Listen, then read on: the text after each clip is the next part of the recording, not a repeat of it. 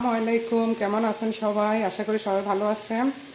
আজকে আমি কচুর শাক রান্না করতেছি। অনেক দিন পর কচুর শাক খেতে ইচ্ছে করতেছে, অনেক দিন পর রান্না করতেছি। তো আমি আজকে এগুলা মাছ এবং শুটকি দুটা ছাড়া কিভাবে কচুর শাক রান্না করা যায় সেটা আপনাদেরকে বলতেছি।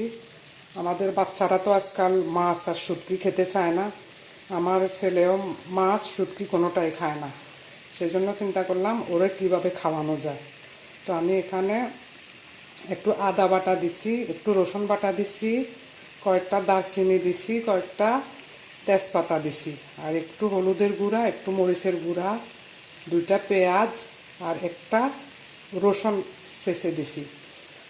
হয়ে আসলে আমি এটাতে আবার রসুনের বাগার দিব আর একটু জিরার গুঁড়া দিছি, মানে যেন একটু স্বাদ জিনিসটা মজা হয়, বাচ্চাকে মানে খাওয়ানো যায় এরকম আর কি। একটু মজা না হইলে বাচ্চারা খায় না। তো আর এটার মধ্যে আমি একটু সিমের বিচি দিয়া দিব।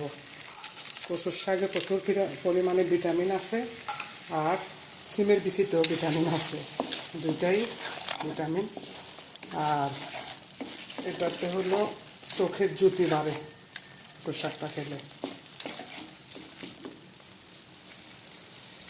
এই যে